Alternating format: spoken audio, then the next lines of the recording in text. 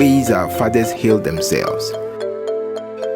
The potency of the herbs were effective in treating constipation, piles, and waist pains to make them strong for their daily activities. The women were also using these same herbs for their menstrual pains. Technology has now transformed it into Manswa or Besima capsules and co-mixture. Na ayen sembebre essence na meti ya o ankasa na misasie eno Manswa Obasima capsules no aro bia aye kama kuma atumi na Manswa ko mista no sese amami sisia na mintimi nkoto ne me yema na atimi sese ni nyina ayira ama sese magira me na sese etwe Obesima capsules ebema oye Obesima mapa so pedido atu aton a Manswa heba Our Royal Television show, abusuafo ema mu nyina adwo ene eye memenda onyankopon ya adom ohwe enso aboye ho ban mama na otwe akọ abeto ye bosome edumienu bosome etwato wo afimu ne da to so dumienu ne ne no nso bo memenda nwumre se ya na nim se yatena si dwumadi a yatidin se de ahinta dwumadi na yede ebre we free sabre no nso aboye kopem se no nwotwe bebo ene edi dwumadi ebre wo yema yahwefo enyina jo baby a wo bia se ye Ghana ha anase bibirima na baby a wo hu ye bia wo hwe ye bia no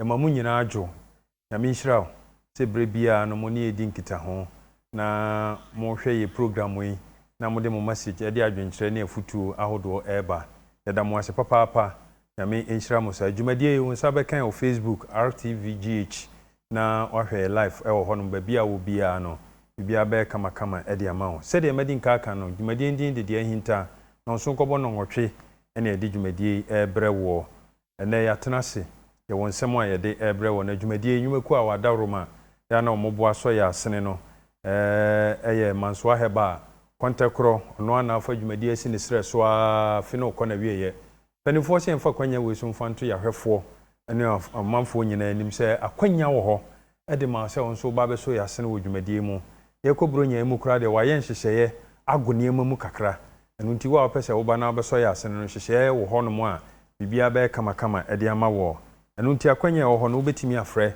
na oni producer din komo 0243 29 0247 0247 29 8037 0247 29 8037 0247 29 8037 so opese ye bo adwaton de ho dawro ma opese obebo adwumadie yi ene de keka ka ho ni nyina na ye bie kwan na to ho mpanimfo wo Christmas offer bi wo ho no ma oba bibia bedadin ade amawo enu nti wadawro ma free producer na nwumre ya ma no gusuo ya no ene no eni nkomo Manswa heba clinic ye kan wasemu isa nyarwa hodo nyina wode hahama eni tu yare ahodo ni nyina ase bibia yade bia eha bia wadawro ma wodi woni ekire Manswa heba se de tie bia obeboa na wotu yare na se kra ede amawo ye wo enkran ye wo asante mantemu ye wo bono mantemu ene ye wo sahwi ye wo asanwen so udu ho Manswa ye bia ye nkrabata ni bi bono so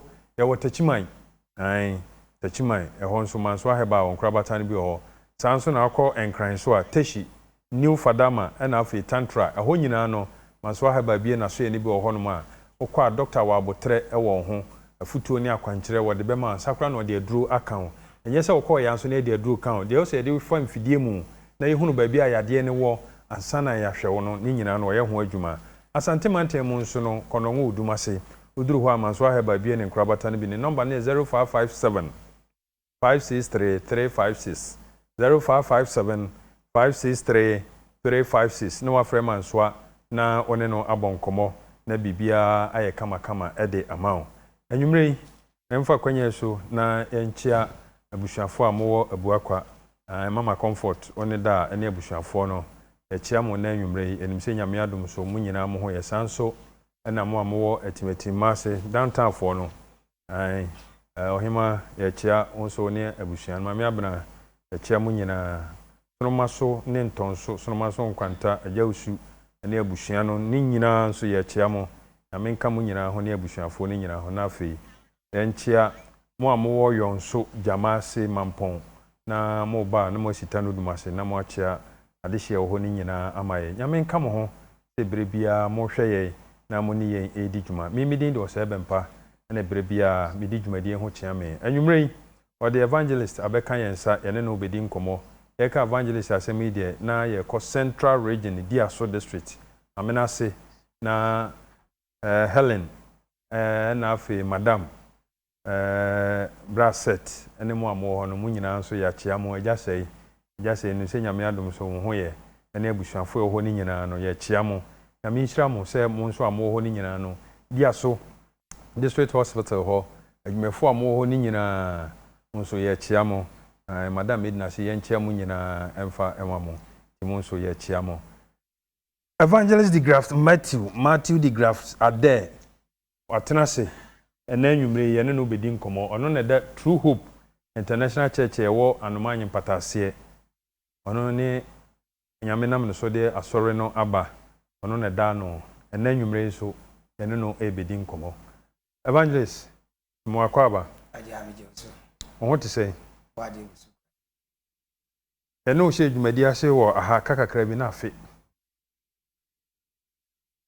kakuma bi na afi Kaipa December bronya bre no I'm say last Saturday of December na ye share dwumadie na se awrade ayade onso ye da se onso obua na no ninu abi bisha no se papa no wiska pa wo na da bia wati TV ne so sa no am se nyame na de ne ye adwuma nti nyame no soma wa o mana kande obetumi aye nti sanity ye enim se fie boko asunge o fie pa okay ene anwumre ye hwede awrade wa ode be maye ye baba mpae ye mo mpae ye da wase ya jenkwa pa Jesus Christ wa tom no tumi no wabasa no wani monyam a etrefa wiase nyina na bi aso ye nso ye da ye ne yansore eni asem bi aka kire na tenene so na hwenya na o bank ye nka ho moburu hunu no wado ye ntia kasa ne monyam ka odinda amen ene nso wasem ema de wade da fichire hunu kwamba eba fi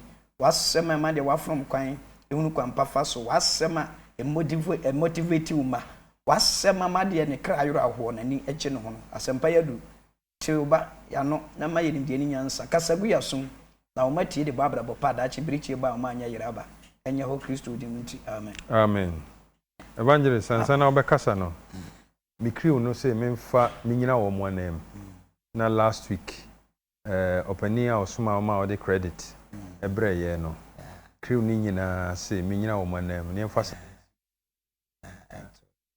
Right Reverend Sylvester Kwame Mensi yo osofo afasiri yo nyame nhira wo pa yeda wase mata de sofo ai nhira ne de obenya no ama obie nti nyame nhira wo ye wa ya ma ye Reverend yeda ase ene yebesua de bi a ehu hia ye pa ena de sua ye ba besua ho eye ma de a ehwe me kra so pa ehwe o kra so ena mahwe so abobra bedu eye se da wakoma so da makoma so pa oh fine na eye adesua se nipa nyame ma e de wadwene bedi a kire beboa wo pa emudu na esombo chen wiase ade nyina serious yeah de asemo eye topic a matudin se wano asem wano asem asem efiri anu mu ba kisi ne hu wano asem yeah eye asem a emu oduma me pa na emre bi wano asem so de timi de nsem bibire ba exactly nipa nsem efiri anu mu ba on se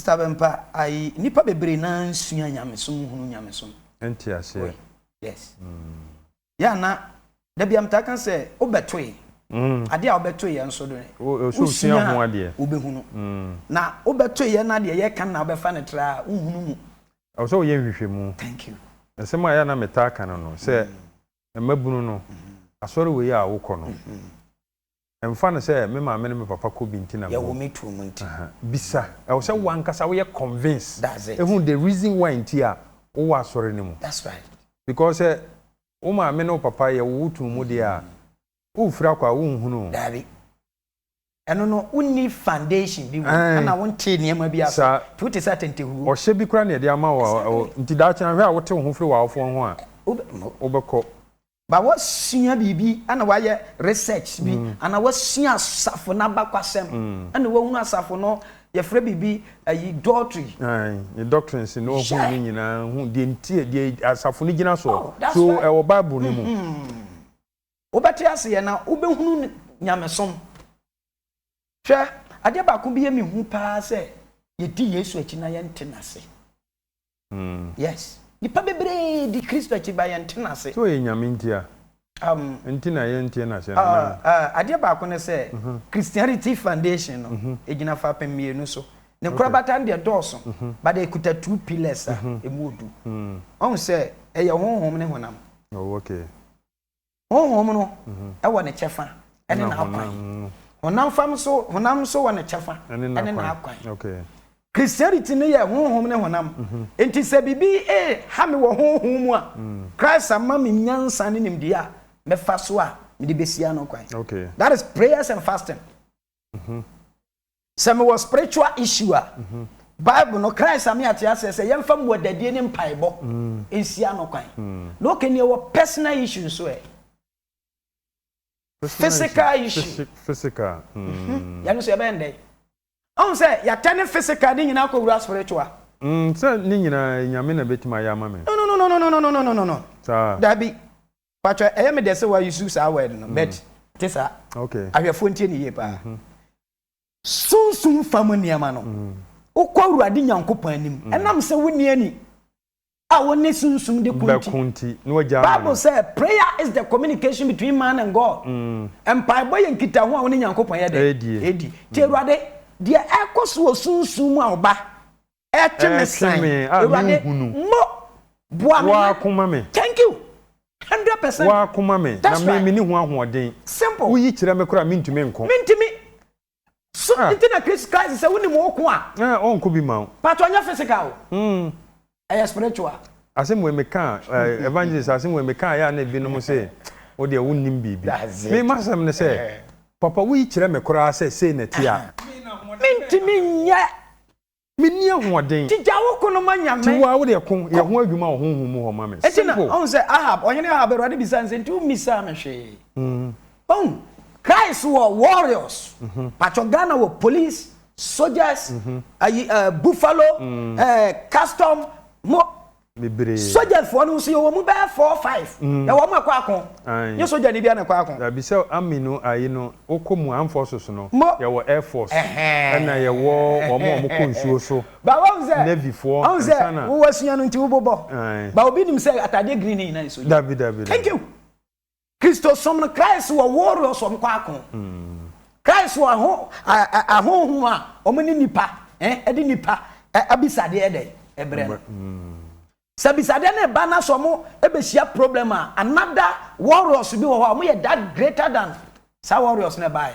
into can Daniel thank you I don't want to go there o say anka me ba no o say hwan sankame esi me kwan na urade nyankopam angel Michael eba beboa me thank you that is the great warriors that is the leader of warriors akonfo Antichrist wona honhoma okompai bom se urade me wo problem wo family mu mabatu abusua ni ma nkoye me hunu se ne ma dane urade wo bata machi na se fa pemne foundation bi ne how bi wa mane mu urade fa me botra eno waka akwa urade ani maka nti wagya wo kon ede ama no ba ye wo physical problems bi so abrabo na wo boni mu a ye nyame na e ba be ko ma wo pese ma Christopher ti ase ndi no ma wa dwene no thank you and wasama personal wachew fe ugina wo 100% free wa pampam kosi una ase bibia kire bibia kasa mensa we and ebe fa pen na kiro nye nyame na ebe tena God write it for me kababa write you are mad I am telling you na se wo yen sentrene no na sentrene enzo ho no etamo kan beka ebesua okay Christ say pen na da we fa unsaya den Pachire. What kind of can be obuye be na Christopher ante and say na adwuma na ye. Be said a Christopher do say na ye adwuma kura ye tena se hunu say business e wo ho ana Christianity ye dey. E wo ho. That's right. The Christopher di hia. Teni apa ye di hia pa. Ye na ya na ye tena se ne wi asefo no onim nyame no onim say on fa ni business ni agro. enti oyere ne ho ni business me boa okay Kristo ni akobọ mpa ya wi not in the store no bi ba beto ade yes o to say no what ho say ya yes o wan sesa oni sesa thank you enti we ya nsuo ba kompa na ho ha ma adwene you are not serious o be kompa bo pe unim kasa ana un kuta business strategic asase ye ma Kristo mo asole ma na ti asole me say asole ye school you need a good teacher and a good teacher is a good pastor.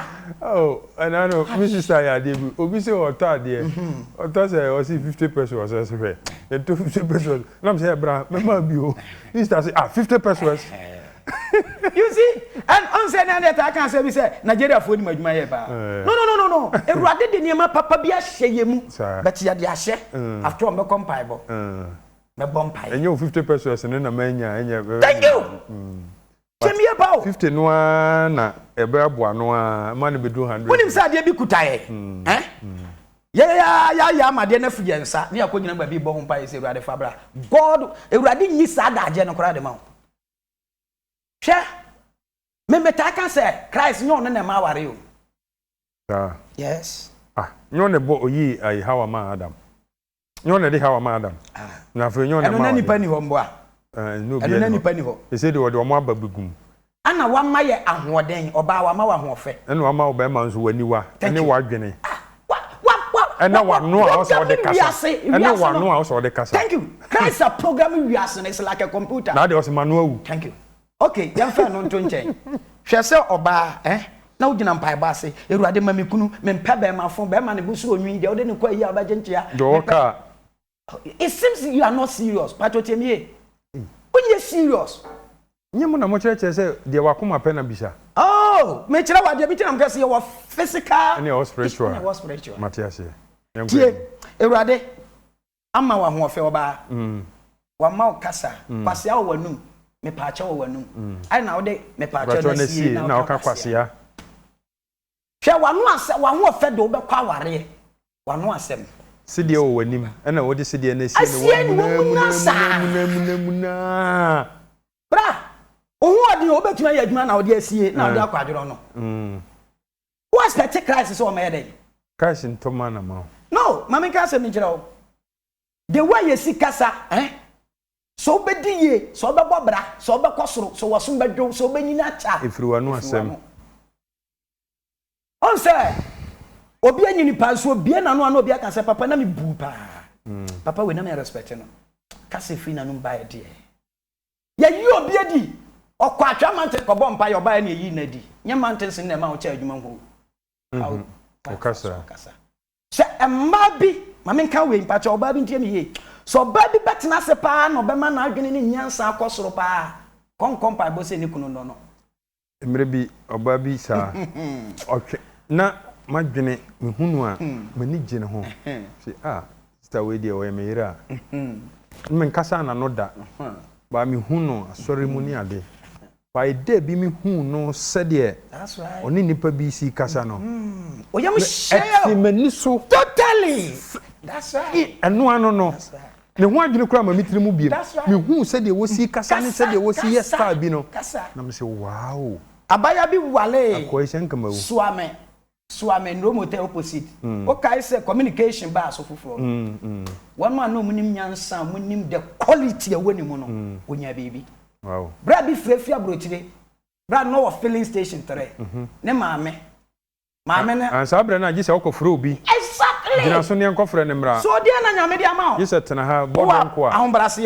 e wo mu mete bi wo mu ba ye gya de to woni de proud no sister no boga ne fra no dimirika no akofre ma mama mpachota na sadia boga no osine ne kasa no ti boga no ne maame kasa no maame ne so ka kire ne se hwabaya ne ye maame pa na no kasa ye medde sebepe obeya odese me wane abafi wa ka kire me maame ne se abaya ne su ne banya mpaibo nye kapaka gorobe kindirianda nye se okoto nsuo david no kasa some 8 verse 2 osima siesia hodija there is fire in your mouth that fire no betuma fire wa fi aware ase betuma fire wa fi adwuma mu that fire na wa wanum no ebetumi ahye ne ma bone so wo abrabum abusuafo aha eye Royal Television de hinta na wo hwe no enasem a evangelist ye nwene ho no eye wano asem so yo ba so ye bema wano asem pa message bra 0203522559 522559 message bi asem bi se bia wo ha bi a wo bia wano asem aho fe do be konen so wano yantoaso mama kan se me njira o se kasa etumi me bodua one word can change your life and one word can destroy you I know there asem bi da yanima ye ka me ne asofo mmiensa bi na metwa ho bi oba no akwaware kama sika wo fie enfomso bi bai wo yisu asem bi kire be ma no kwasia be ma kwasia ma ware wanu mu kurase ni be ma otumi ye be ma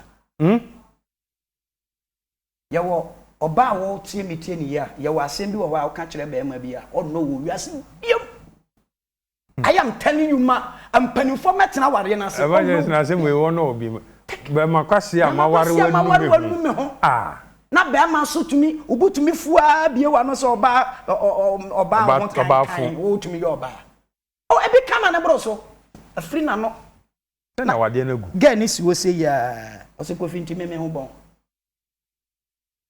awai kokotse pa boase bon sen intimi ma so due mada eze nyame na nsa ma fofora na ho na thank you tinam ke to say your personal issues you're dealing with personal non-pibo physical tie na me drive on daba ni bi cross me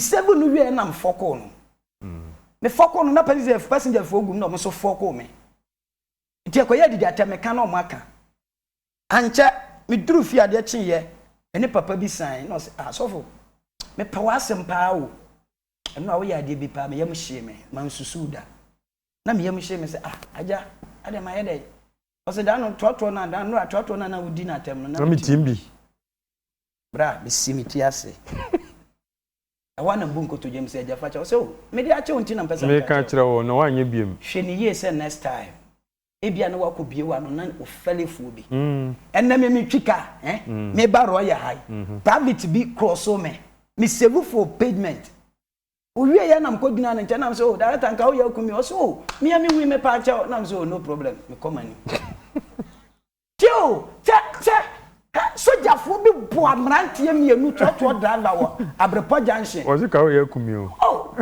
si ye hunu de we sikasa ya ho a I am telling you say anyama bebre wo ho anka yamfa ha nyame I am telling you personal issues toto driver private man bo careless tinted glasses abai se woni mo bi a ya fi ya usikasa kire no soja 44 na tika anim tinted black abrepo junction metro bus anim ho enti omo free ayi adoato no mo tisi tie wuram to tisi ka na anim na ka no tumi 7 na fita ayi mate ni no wajini ana wo kwase awate mo kono no mo kwase ansa no mo wi na amuti private car mu ni pa bia osan ho no cross no no hina e bia gate police soldier 44 mia na metemeka mu twam yam hye me se abrante yawu ye no ase wada fam da ho da obunkotoje we obunkotoje da omo animu na omo amfa nche no kra omo brim no ma bi kan da be ni hwe wakra wo fie se me kwa dwuma ba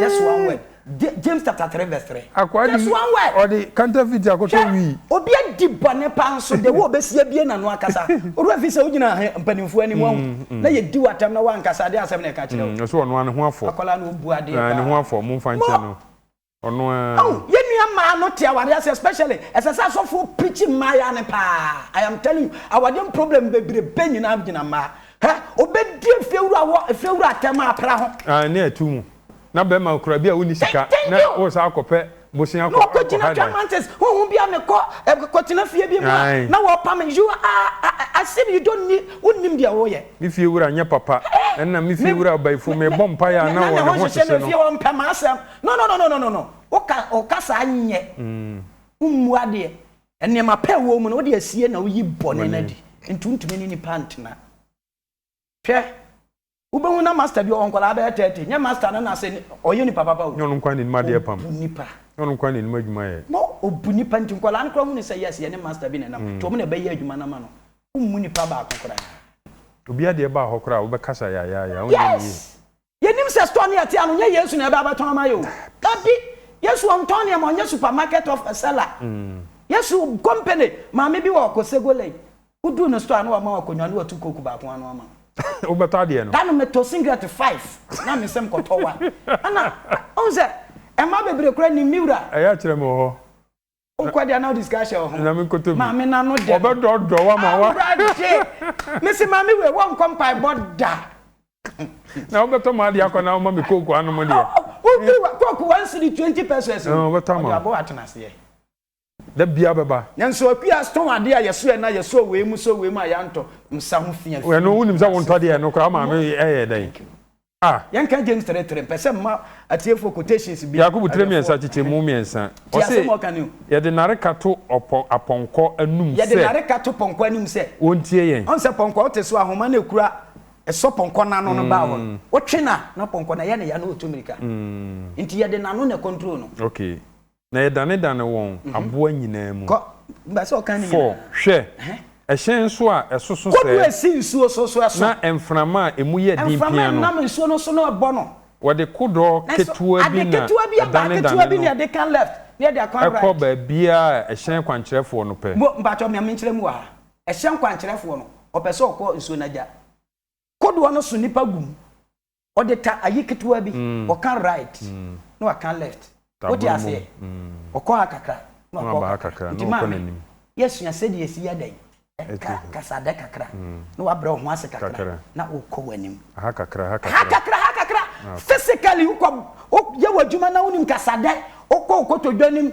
spiritual o bomb pie say any weapon that fight against me abandon them na so kwa ni wade so kwa ma na physically wanu aduane ne wasumdua ne afia otimu benya sumdua eno ne ye wankasa ekuta wankasa wanu ana wa experience na wa hombrase ye kenkanko ejichemu enum sana tekyerema nso eye ohunam akwa mu ketua bi nipadua na esiwo ina tekyerema ketua bi na nso hoahoa ne ho ade kese ho tekyerema na hoahoa no ho se ye ka so obi dwa na num ba wo yobo sister we wakasa off tekyerema na be yobo verses na tekyerema nso ye oja tekyerema ye fire tekyerema ye wiase bi wo ye na kwa mu a tekyerema ye eyo de entene tekyerema ye wiase bi wo yakwa anim eya de ente ye kare me pensem bi wo ba yenko nchichemu ede enkekan kekan ni padua nyina na eso enkwa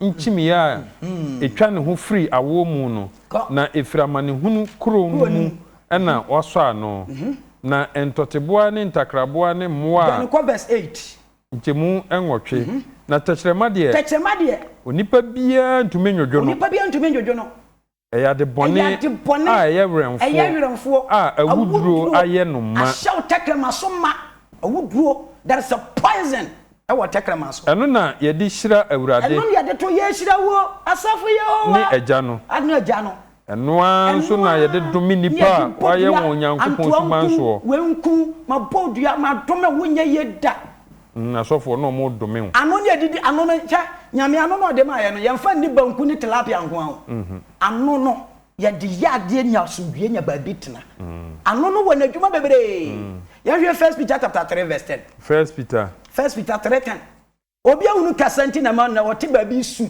it's not about you me say men kasa demons na how that I am telling you what na se na wasase hu din a obehu se won fom suo bi a wanya abotre eduru mre bi na nipa bi nyama bi koso a wantimi anya abotre hwe on sa ahemfo hia na yedi asema wakwa mfieda on sa ohene nkasa chiame kasa na busia pani akasa kontia kasa na nanate wedi unyedira na kasa wi a na chese what ofam nyina mo adwen ti se nipa na buche wasum nyo wabrabo mu da obeka se baye na eyo hwe 1 Peter 3:10 Petro ngoma edika 3 miensa chichemudu na de opese odo enkwa na wo hunu ennapa no do opese odo nkwa Kristo ni opese odo nkwa onyankwa je no ohunu nnapa bebire wona animu no ma no nyini tekyere manfiri bone mu thank you ane na no na nka na ada asem kontompo ko ba ye nyina gina wo so kontompo nyina gina kwa so gina koku so that one some ka say me kire so no obi ka say wo phone so wi a enkate ne ntem ye tu abrante bi wo krono no de wo kire wo betie no wo ti obi fie wo sika aso if you be advance we need be anka pa chewe o friend phone so kwadwo na dan no ozo dada me ba fia oyi phone no on kate no kan kwase asem efi fun awu agya ma fun we a wode kire no wo fi obi okra metu kra na papa niti what you you nim how to talk akito for kasa dodo I am telling you sha Pacho James 1:12 James 1:26 you wi ani atesi proverbs na mo nya asem bia ka cho James 1:26 so bi susu se we onyansumni so bi susu se ye nyamesumni na wanto ne tache manarka wanka na no antuma na emom odada na koma na sa nipa no dada na ho so ye nyamesumni na kasa ya sa onipa nyamesum ye okwa ni Kristo sum ye kwa Proverbs can say bi na ye me hu pa Proverbs chapter 13 verse 3 onyansafo me bushem etredu miensa 13:3 Solomon me bushem etredu miensa nchichemu miensa mama yintie de okan de okra na no hwe ne kra so thank you on say awan fa nko honhom famu o se honam fam de okra na no se o pese okra o hwe o kra so a wa obetumi ahwe o kra so a ye mo obi mfa de mpira dabi obi enko sama wa himfie obi ni di watam wo se onye den ohwe ne kra so de otre nanum no onya wo seye e bia oduru ba bia sem bia kowu a gisi yi wa danse kotena ha twetwetwetwe kotena ha o se bebere wadwuma mu a omo ba asem pa because of your talkative da bia you danse Proverbs 10:19 me busha me tredu Proverbs 10:19 tichemu edu nkono enfonso mpa okasa dudum enfonso mpare wakasa tintimu da na de osanka na no ye onimdefo de okana no tumu no oye onimdefo asem na aba maame asem na aba menye dai oka wa no tumu din sire urade nyankopon se urade waka se urade nyankopon ka se ye frem won panimfo anim a mo nyene de mo beka thank you sha ye ba so de begina ho se ye bo mpa yo nanso ensem akoba ye nyina efa ye ho ya de hunam fam no abaye honhom fam enti bibia ye nim se ye mpa ebo mpa che nye mpa ebo na ton ne ma no ukodi nkonkonsa ne de ukogina mpanimfo anim a afi na wo bebo mpa ye se urade no koyi ano mame okra ya bone no ono ne wo se na wo ye nyamsumi ni na wo bo mpa ye na wo te ho wo sire urade nyankopon so onko honhom fam ko ma no ana hunam fam onwe wa no na wo hu se bi esikasa ka wo tena ho jojo ho anya dai amasem Proverbs 18:6 Solomon yansani no etredu nwotwe chichemu nsia okwasia no o mantokwaba na nafunu frefre sotoro thank you ni pakwasi obaya mantokwaba ni ashina sum wom penanta sentase nya no china ni so you see when you spiritual Christ says so be yo gidini na se obeye ni pakwasi a opekasa Proverbs chapter 17 yehwe kwasi no 17:28 mebu sem tredu nso chichemu aduenu nwotwe ojimifo mpo so ojimifo de onya kwase ano omuana no a obunu nyansafo obi abunu nyansani nchaku asem abaya ye kan minipa bi quotation no de okana no tumu no oye hunumuni bra se ensem bi ba nipa nyina onim so obi ano na ma ya dome na obi de no me ato na bra so okodi ma me bi atem na ma me ne de ya o ka asem bi ano ne edi shira ano ne edi tome ebe nya osunsunsan so se akola edi panimu atem na panimu ne de yaw number odomi wo mienu wo di fie e chen na wasa akasetia no thank you watomno there a lot of nantie bebre ne maya bebre and the cats ntina mpanimfo se ano edi nchene edi moko no eye bosom nchene no ne papa no makono ne yaw no no me no eye bosom mi sana ma me ka sa asem che me da mitrimba pa hwenanse ya ne kwa election me boa mi hu kwala bebre o kuta positions ye Ghana mpanimfo o me ye kwala because Proverbs 20:11 kenkan 2011 Proverbs 20:11 amanyofo de ode wo ma semba ha nwumre kura makoma beti Nkala ni bia jimi kura kasa tai oh my god kala kura wonru ba bia wo gina ho kasa wo hwe nanu a net nanu na akombia shimi so endi when your physical issue bra when your spiritual side nti am ka say Christosom no physical issues no say wonim physical niam bia ya mru nua won say Proverbs 20 me bu sem tradu enu chemu du ba kon say abofra mpo wo de ne ye ene hu no se na de yo be ye na etene enti say wanyini a wonne ye na no wa no kasa na me de hu say why dey wanyini so wonim nyansa wonne ye na kasa ana me kasa in fact papa yi wonim nyansa hwe de wo si kasa hwe abranche hwe asem efri na no ba sa papa na fom meboa ye hwe ma na omocha ware ase babu kan se bi kire ma na ye me ya pa tamu oh yes Proverbs chapter number 21 verse 9 Solomon nyansa ni me busha mi tradu enu ba ku chemu nkron eda ti fi kokwa mu tena ye sene se wo ne oba tokwapefo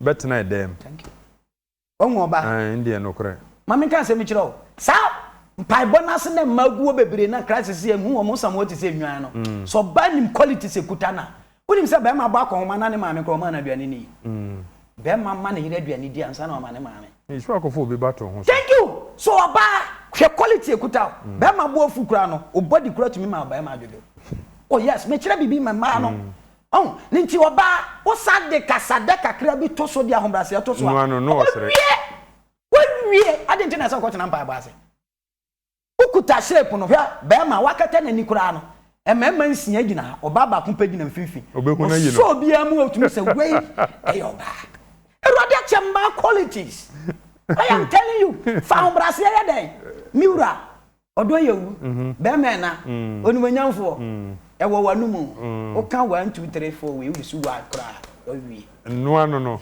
bibia da di ma o wie eso won kan da abaki kan sem fun kwa bifuza mon kwa be ma fun be ma ni hu akohoma kro ntumi mbobi presi ni be ma sister o be kompai bo pe e ma konso ache o mo na kwasa ampai bo no o mo konso ache o mo na ka o ba be ma kwasa ya jimifo wo kwasa ya wo to awarefo me de be ma de mentena ma be ma me ni sei me de be ma me brofo me so me de minya ja me ho be ma o ba kwa gina me eso say wo pe be ma thank you near the seminar je ni a chekere yi ho de agina ho thank you abo denden on fa me ye hwe na so hunu be ma na hwe emre bi wo minka asembi yakwa yie na makola ba ko o efani story akwa Bible reader ne ma me nua na wiye ene yakwa yie nukure ni obra yedu ayie na ase no na sisters bi na esebo na ba ko de aduane ni besi ho no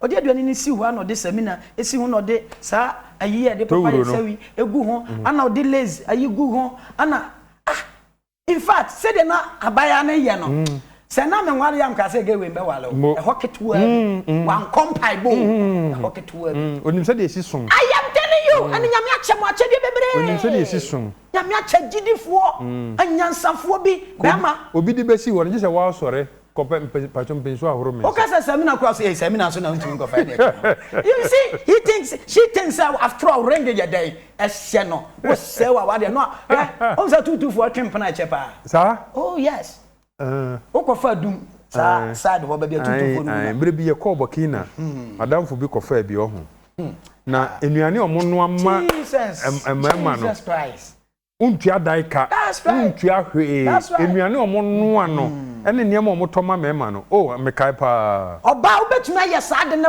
bam wa berkwa ne be ma te obetumi aye bet watia abonten nyo ense so do oba de odu sika ma be ma thank you that's why enti de baba na se esu na manfo ta wade esi su no besu bi enso na nka obetumi aye wa berkwa wa hwe wade ye kama ni bia ni asa okofa dum tutu life no ha utwam a hwe tutese wo mo kasa bra pacho o bahana o bra pacho o hwame o twawani kakra ebi kwa na twawani o tubetwa ko tutu ni kura ade me pacho tubetwa twembe ma na oba tia ware ase unim pacho ka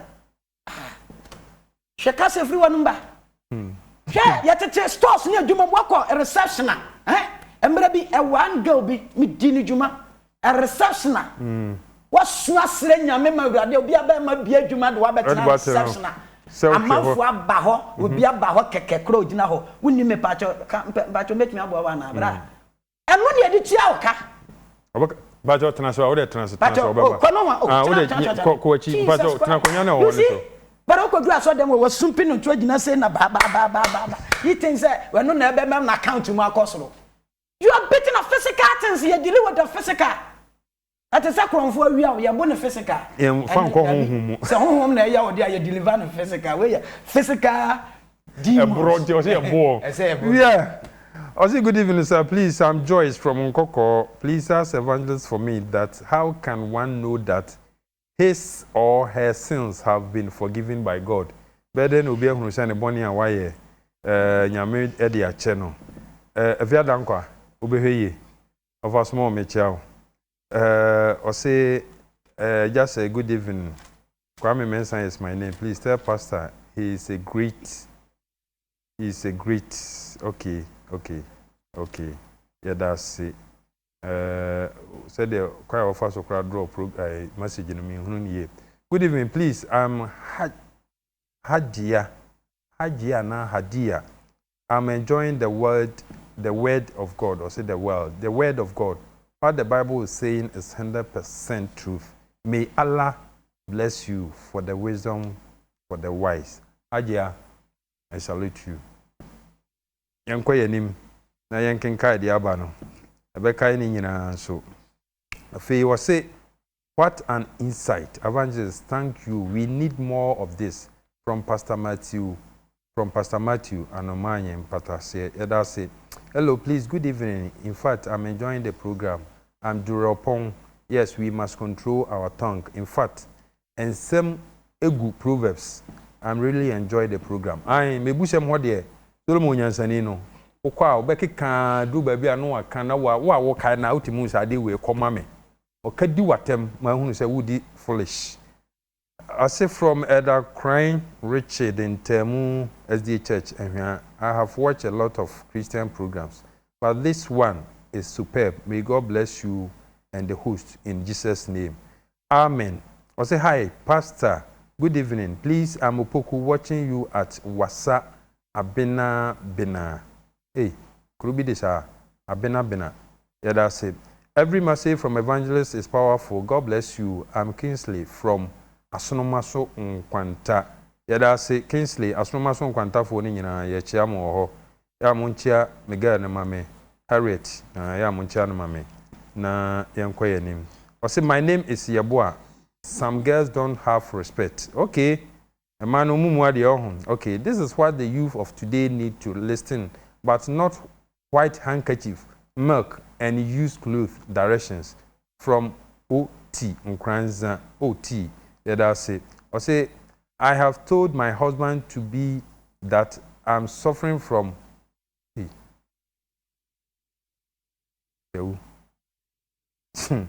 But I hear Yapomode and also, I catch any husband to be say when you're white in it. Hey, now this I say way back. Good evening, my name is Samuel Blankson. Please tell the pastor to fire more from Cape Coast. Ola, yeah, say Blankson. So do the about. Hello, good evening. I'm Stephen. I agree with him. Too much of spiritual doesn't talk the truth. Okay, yeah, that's it.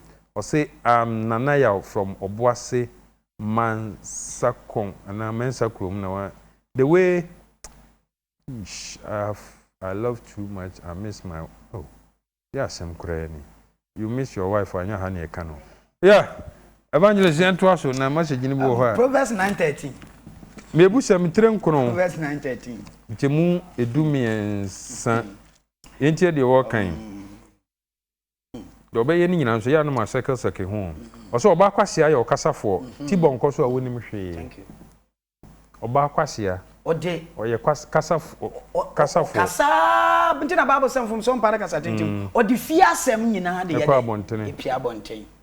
The Bible saw, or Bacasafo, or so Obakwasia, your Casafo, Tibon Koso woni ya ka so bi Tibon Koso a onim dabi do ye bi atene wo no nani so but do ye bi aso se wo no ankasa na brabo on za kasa tenten fom so mpare mu da so wo ba bi na hu na free se adwuma na me wo mu no emmoa me a da bi am ta kan se on za da me ka se mi kire o se wo free adwuma bi mu akotena adwuma bi mu what is it TV su ya sa akotena TV foforo so ne yeso pa David and some be free one mu ba tena ba hawo no condition is permanent. Thank you. Ebre no best sa. Obetima asaba. Nti are na wo be kan de ensese wo ka. O sa. Enye. Ade ba ko e we ye ho a e prayer kese ya pass nipa na beboa wo. Bema oba ware oba. Oba be ware bema. Wo be nya adwuma bi akom. Obi na beboa, obi na bema oba be yete, obi anu asem to bi efie free. Ontua la be ntua water be. Na no emu asem. Madam for ba ko. Na no asem na ho brase. Director, boss, me obi nim ka kwa mempa kwasia we che osanya de hey kwasia no so na duane wo ne ho o sai se ne me o yonko ne me o bunim ba bia maduro bunim via madie nzu ni tro thank you sa kwasia na so kwasia no o pa ne tewa nka obenya duane so adi na nka okọ wa sumu adwo so ati ase babu sabra abrebre e ma ba ye de anu brebre ma ba to director me pa che o se ma fo amesre wa obu okra se mo o kense se kwa hemfie ase mo en police station Mimpene. Afo be hu na wo hu abeg. No for the nampani fu ase e patch. Enso ka hyase na agi tu mu a. Emre bi menka asem bi. Emre bi ade bi ko so na nipa na ne ka kire me. Ayo ma so le pani ba ko. O se emre bi ono aya ade bi.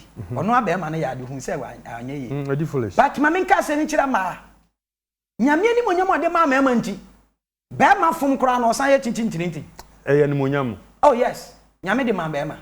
Nti nyame ma mo ni monyam a moyem funso a monyintum. Tie bema pache wo, ba mpa no obedwom. Tie ni ye. Bema sa. Sa de na ha ma ni bi o. Mo ti sa wo no oba wo ni bema te na wa se bema na afuntu mpa me chewa. Bema mpa chewa. Na se nye. But ye de ne se, head pa de bi abonso no de abeche ntuma bi ni ade bi. Kan bema fa so pache wo no. Na se ku ya mpa chewa de ye man se da chewa. Na o kan no se so ada asomdwe beba. Tie.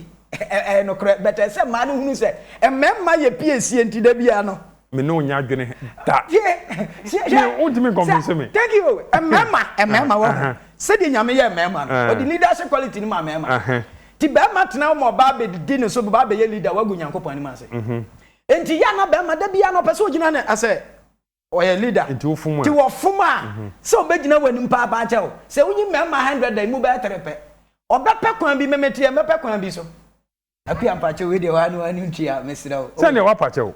Onka. Menka. But me was some strategic way. Wa hu se wu mu no ade a we enye. Thank you. E wo member. Wa kura wu di awre ho mo ba nso ntimi nyi. Je se ma agitum. Se sa na member. Be de no ma hu na agiatum. Mu a mo odin no kura mo mu ntimi. They have to learn something about men. Na mo de mo learn something about yourself.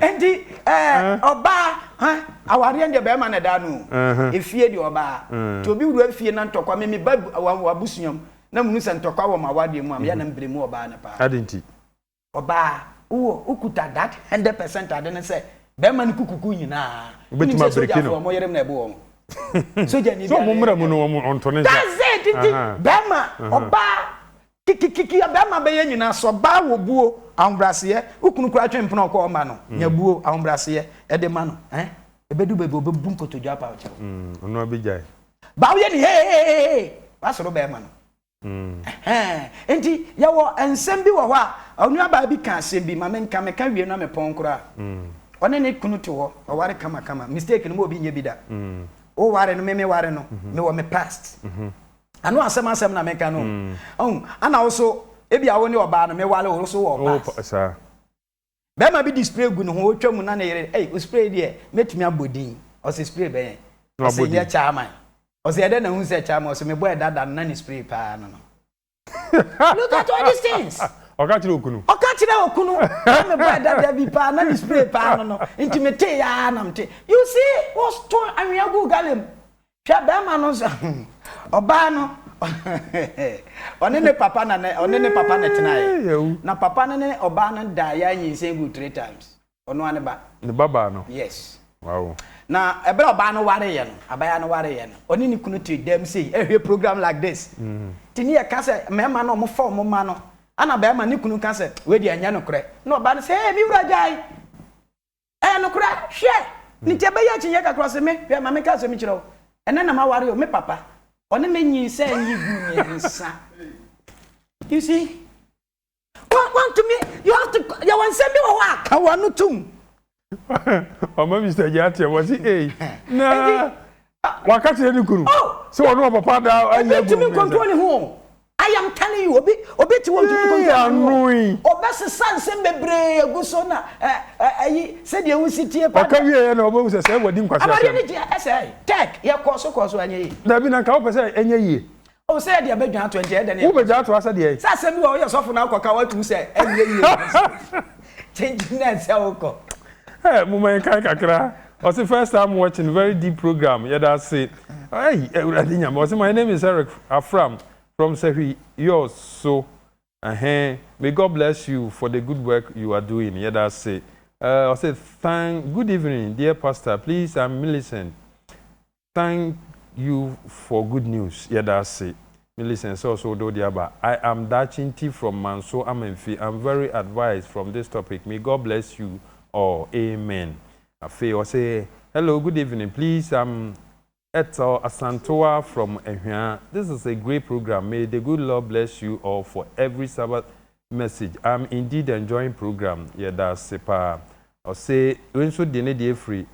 Please, that man of God is my senior pastor. He knows me at Boshen and Pabame, but now I'm at Wasa Abenaba. Papa, more fire. Okay. I say Opoku, greetings to my dear brother Ousu inside True Hope. Okay, yeah, that's it. Pastor Atewonka. I say, good evening, teachers. You are doing a great job. I and my lady has learned a lot. God bless you all from Amidu and Lizzie at Bremen, Benin in the central region. I and your lady, no Yahweh. Good work done. I just say, Pastor Jonathan Ousu, Pastor Memoajo and Yumre. I'm watching you live. Evangelist is powerful and he is speaking for me. I'm Douglas from Asin Damai. That's it. This is the word of truth and only the wise will understand. Evangelist de Graft, your church members are proud of you. From Victorious Collins, distributor of Kangen Alkaline water in Kum. Okay, yeah, that's it. Good evening, Kwana Adebaye. That's it. Good evening. My first time watching this program, but I'm really enjoying.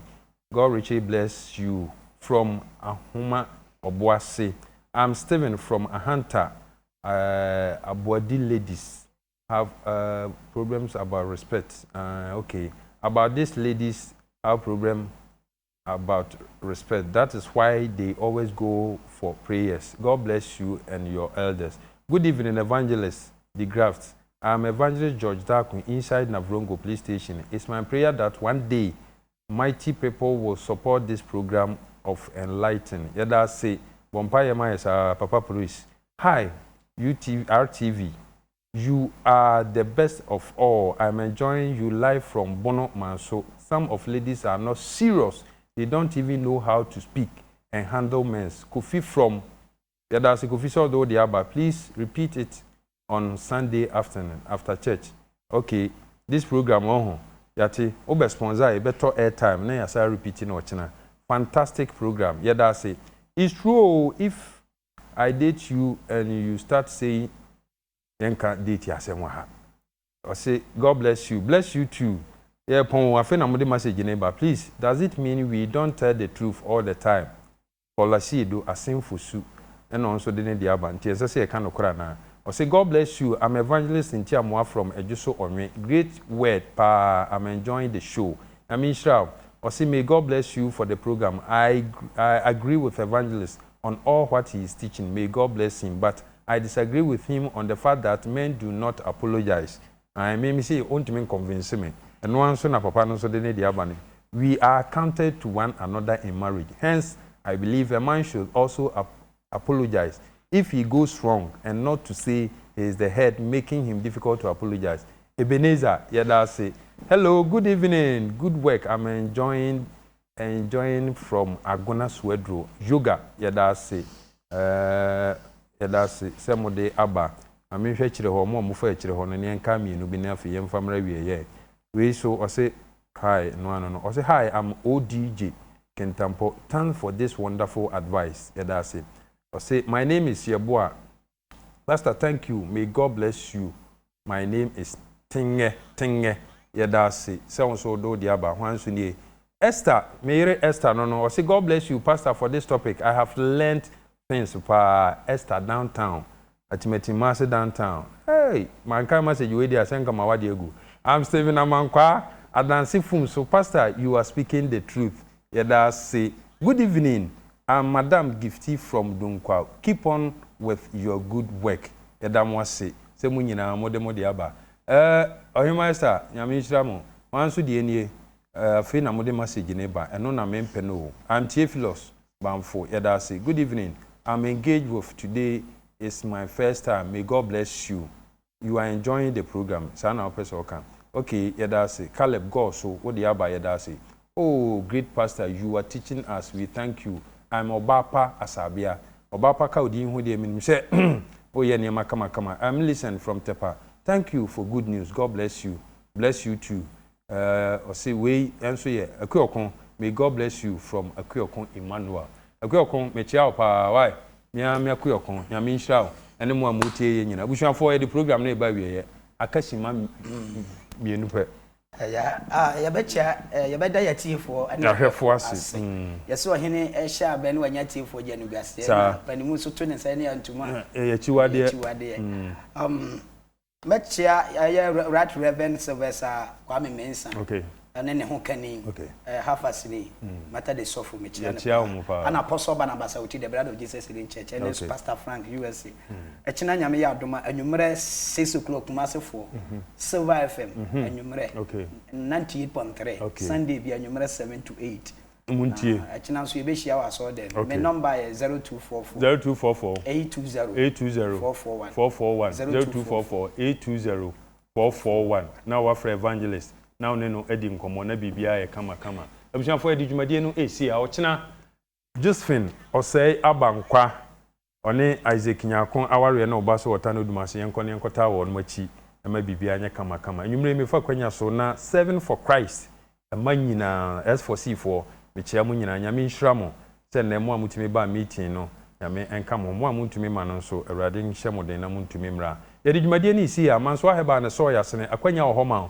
so beso yasene wo dwumadie mu bra wo free producer 0247 298037 now ne producer edi nkomo ma memfa seda ema me mpani fo mo ta machi Mr. J ye ne fam de Mr. Mans ye ne fam de ye nkoi na afi Prince ne ukọ producer no so Alfred Amankwa Sadik MCR ona hwema bibia call kama o me ne o mo maka ka ne nyina ye da o mo nyina ase me din de o se bempa enam di dwumadie ho chiame ba bia wo bia no esra urade ahode ne ni shira de amaye nyina se onkan ye ho enkosisi e besa ahia biem hwe ho so ye